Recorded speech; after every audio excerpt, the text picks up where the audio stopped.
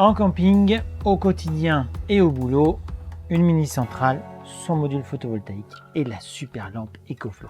Aujourd'hui, c'est test de produit et c'est 3 matériels qui ont été fournis par EcoFlow. Alors je le précise pour la transparence commerciale que ça avait été offert par EcoFlow dans le cadre d'une vidéo de découverte de 33 fabricants. Je vous mets le lien en description. Et ensuite, ce module et cette mini centrale ont été gagnés par quelqu'un dans le cadre du concours.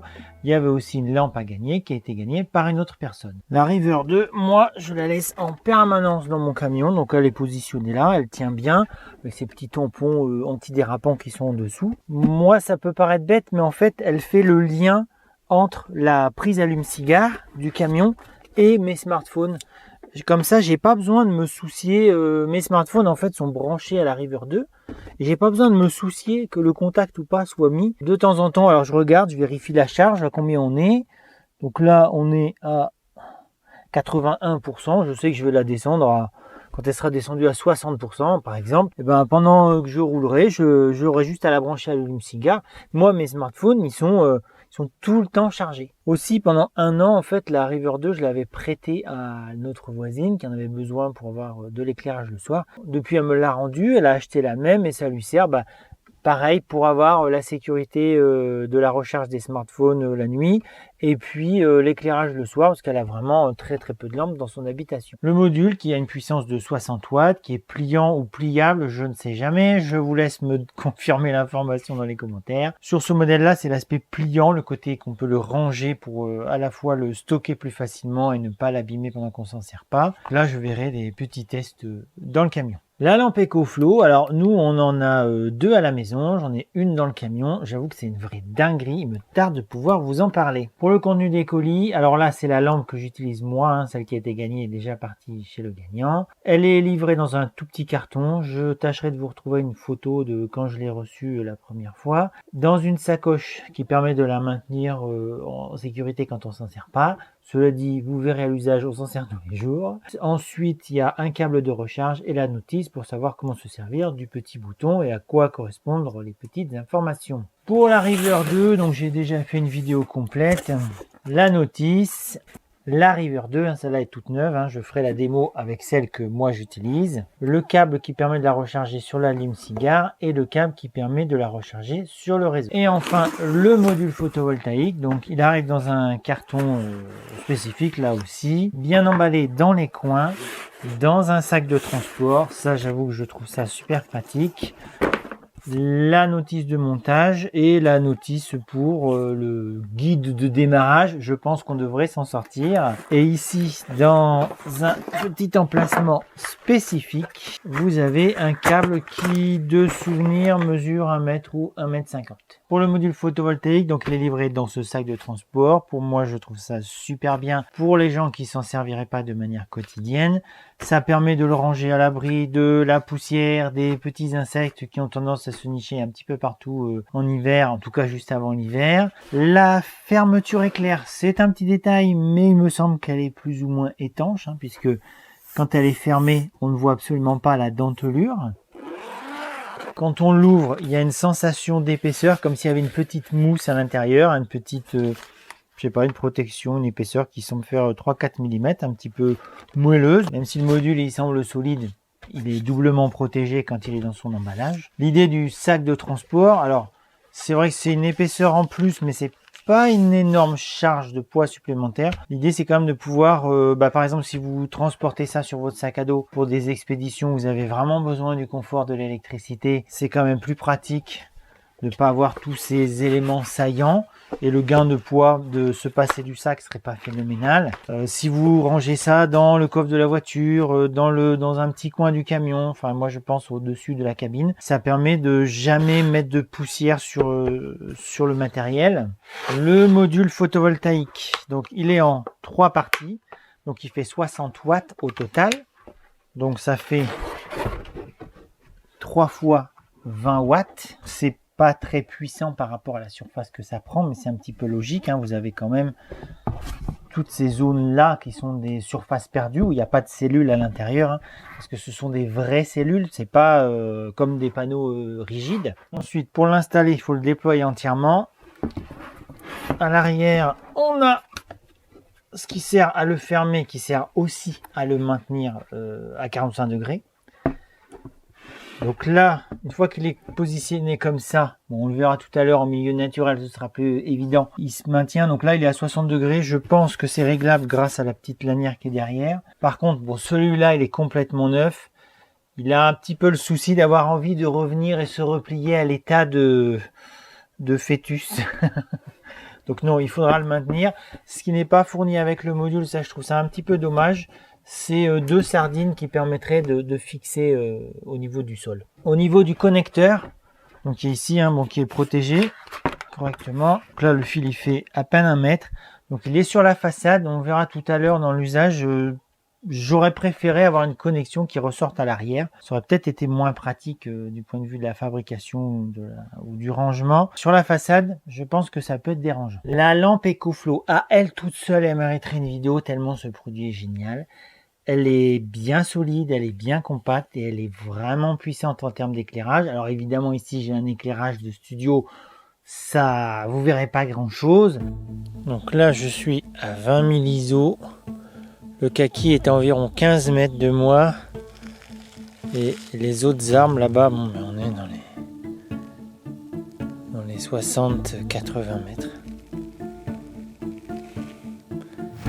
Ça éclaire hyper bien.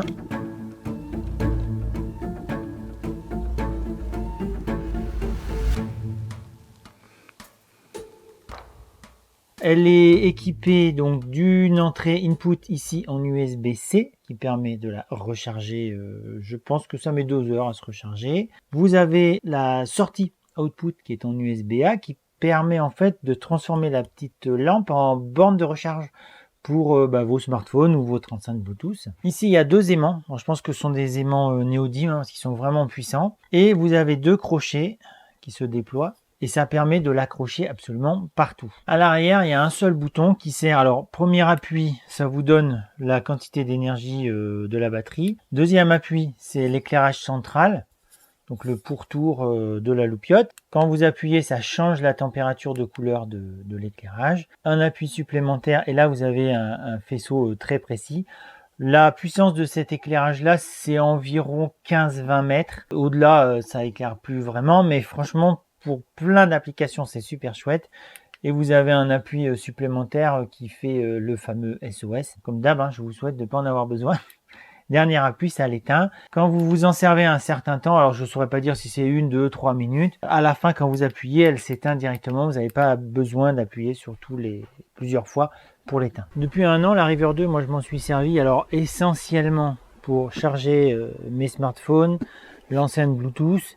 Sur les chantiers, une chose que j'apprécie parce que régulièrement, moi, je me retrouve dans des chantiers un petit peu loin du réseau. C'est aussi le cas de loin du réseau de téléphonie. Et dans ce cas-là, les téléphones, ils se déchargent très vite. Donc, me dire que j'ai quand même plusieurs jours de réserve, même si je rentre tous les soirs chez moi, mais j'ai plusieurs jours de réserve pour charger mes smartphones, c'est quand même dans la tête, c'est rassurant.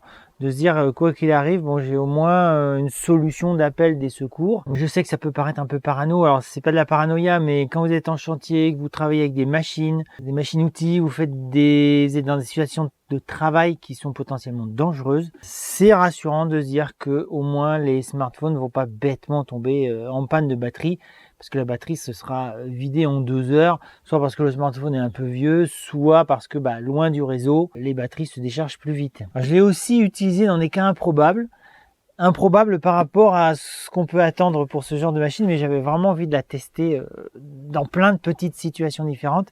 Moi, pour remplir mes chauffe-eau solaires, il se trouve que j'ai une pompe 24 volts qui est alimentée par un ancien chargeur 24 volts, et j'avais besoin de faire une mise en service, donc je me suis servi de la River 2 juste pour ça. J'avais pas besoin, j'avais la prise à côté, mais voilà, je l'ai testé là-dessus. Je m'en suis aussi servi dans un cas un petit peu particulier. J'ai tenté de nettoyer des capteurs solaires thermiques dont un était vraiment bouché. Du coup, au lieu de sortir une rallonge de 20, 30 ou 40 mètres pour monter sur la toiture, j'ai juste pris la River 2 parce que voilà, hein, je l'ai montré à plusieurs reprises, mais elle est super pratique à trimballer. Et j'ai branché directement ma pompe sur le toit comme ça, quoi. J'avais pas besoin de ressortir une rallonge. Dans les autres cas qui m'ont été utiles, alors je sais pas si j'aurai des photos, mais tout simplement, quand je connecte les sondes des chauffe-eau solaires, j'aime bien faire la soudure. Donc avant, je sortais une rallonge pour aller sur le toit ou alors aller au milieu du champ, là où sont monter les panneaux solaires. Là, je prends ça, le petit poste à souder, c'est 60 watts, je crois, ou 90 watts. Je le branche là-dessus, je fais ma soudure. C'est en logistique. Pour ce genre de petite alimentation, c'est vraiment super pratique. En van life et puis pour les balades du week-end, histoire de pas prendre trop de risques, notamment sur les éventuels vols, mais qu'on veut quand même recharger son petit River 2 sans trop se soucier des problématiques de vent, je propose d'optimiser le fonctionnement. Le module photovoltaïque en pare-soleil et on le branche à sa River 2. Donc évidemment, il ne faut pas se garer à l'ombre, sinon ça marche pas bien. Mais voilà, bon ici moi j'ai le pare-brise du camion qui est relativement grand et qui n'est pas forcément méga adapté à cette situation.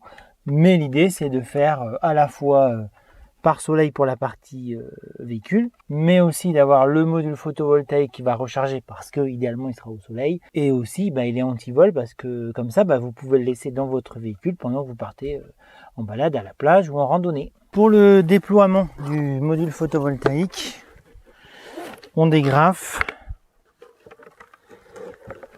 on déploie les deux côtés. Ensuite le côté à l'arrière pour qu'il se maintienne, il y a un scratch, on étire ce scratch sur le pied et on repose le module comme ça. Là où, comme je disais dans la présentation du produit, ce qui est regrettable, c'est qu'il a tendance à vouloir revenir. Bon, ça je pense que c'est parce qu'il est neuf. La solution que moi j'ai trouvée, c'est ici de mettre un petit tendeur qui va rejoindre les deux côtés par l'arrière. Là où je disais tout à l'heure que c'était pas très pratique au niveau des prises, le fait que le fil soit en façade, c'est qu'en fait il est rigide et puis il participe un petit peu à ce côté qui prend pas bien la forme. Ensuite donc le fil et les fils qui sont sur le module sont les fiches MC4. Il peut pas être branché directement avec la River. Là il faut prendre la rallonge qui est fournie avec. Rallonge qui a une particularité, c'est que les fiches MC4 ici ont les poignées sur les côtés pour pouvoir le désengager facilement. Parce qu'à la base, les fiches MC4 sont faites pour ne pas être désengagées facilement. Bon, c'est plus pour des installations avec des hautes tensions. Ensuite, on positionne la River 2 sur le petit support à l'arrière. Ça fait un maintien. Alors évidemment, ça ne va pas résister à une tempête. Et on branche la prise qui est fournie à l'arrière. Là, je vais le tourner pour voir la puissance de production. À la caméra, j'ai l'air de cramer au soleil, mais ça reste un soleil un petit peu timide de début d'automne. Donc là, le module il produit 21 watts sur les 60 de puissance nominale. Donc il y a le fait aussi que la batterie de ma River à moi, elle est chargée à 80%. Lorsque la batterie est en fin de charge, il y a une réduction de la puissance pour avoir une charge plus lente. Donc peut-être que là, la puissance est bridée par la batterie de la River 2. Donc la puissance maximum de ce module, c'est 60 watts. Alors ça paraît peu, et en quelque part ça l'est, mais c'est cohérent par rapport à la River 2 notamment, qui a une capacité de 280 Wh. Le matériau souple ou semi-souple, parce que ça pèse quand même, je regarderai, je vous mettrai le poids à l'écran, mais j'ai l'impression que ça pèse quand même un petit 3 kg bien sympathique, et donc ça fait vraiment matière solide. En tout cas, voilà, quand on tape dessus, ça fait matière solide. Il y a le côté souple, il faudra voir dans le temps, les charnières, si ça tient vraiment longtemps. Je pense que ça a été étudié avec des nappes suffisamment nombreuses et suffisamment solides. Petit point négatif, comme je disais tout à l'heure, c'est cette notion de câble qui passe devant, il faut gérer le fil sur le côté.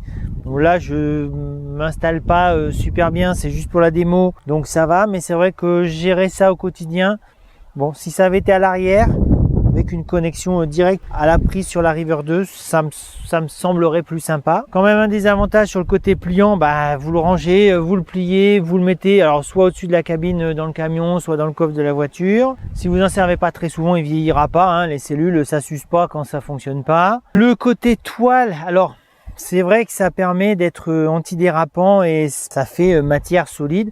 Par contre, j'imagine que si c'est un module que vous utilisez dans toutes les conditions en van life, bon, bah, ça aura tendance à garder un petit peu la poussière et puis un petit peu la crasse. Bon, après, le but de ce genre de choses, c'est quand même d'exister, d'être utile. Bon, si ça se salit, c'est pas grave, hein. Le but, c'est de s'en servir. Bon, le côté mobile, si vous êtes en camping, sur un endroit où vous restez, bon, le sortir, ça va. C'est vrai que ça reste un truc qui s'enlève assez facilement. Donc le côté produit 100% mobile, personnellement, moi je suis pas pour, je préfère avoir un système qui est fixé sur la toiture, mais par contre c'est vrai que c'est une installation plus lourde. Si vraiment c'est de la van life, vous balayez le week-end, moi je trouve que le côté pliant, bah, c'est quand même vachement pratique. Donc la lampe EcoFlow, j'en reparle pas mal parce que c'est vraiment un produit que j'utilise tous les jours. C'est une dinguerie comme je dis, depuis que je l'ai, c'est pas compliqué, tous les éclairages d'appoint que j'avais, hein, que ce soit lampe frontale, lampe qui s'aimante de ci de là, lampe qui a un petit crochet, tout ce que vous voulez, j'ai tout viré et je n'utilise plus que cette lampe. Les deux petits aimants qui sont ici, alors moi je m'en suis servi simplement en l'accrochant au coffre de la voiture pour décharger les courses en hiver.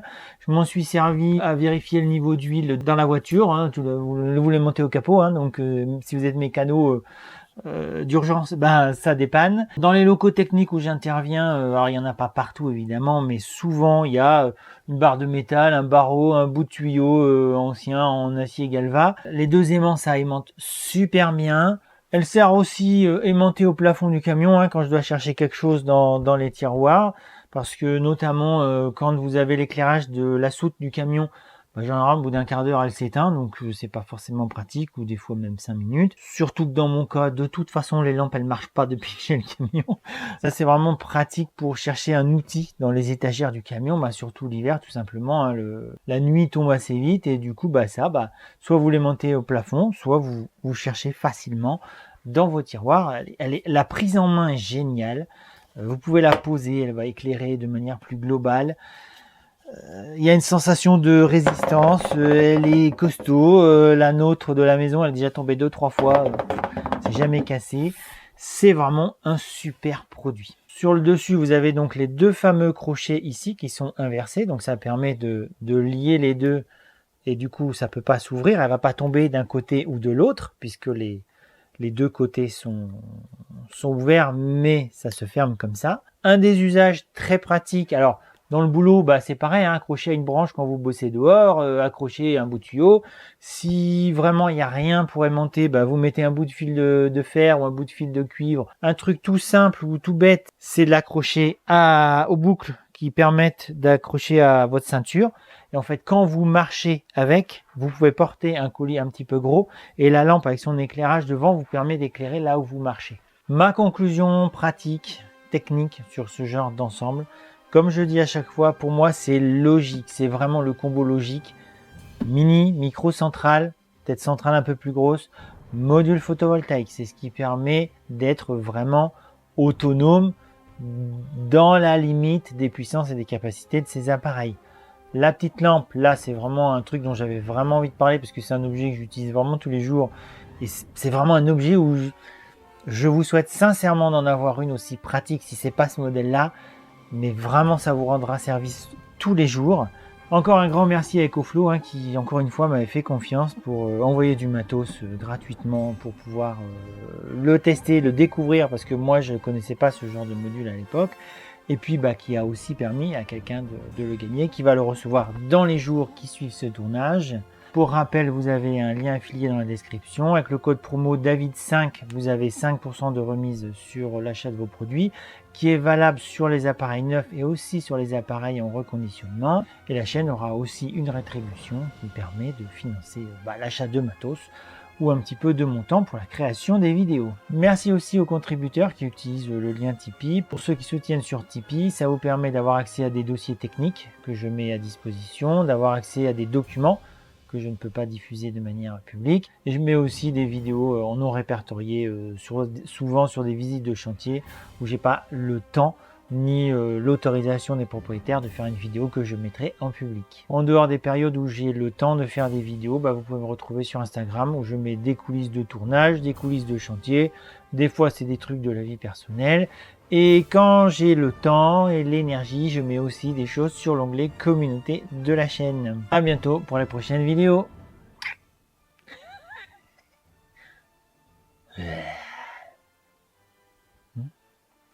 Dun, dun, dun, dun, dun, dun, dun, dun, dun, dun.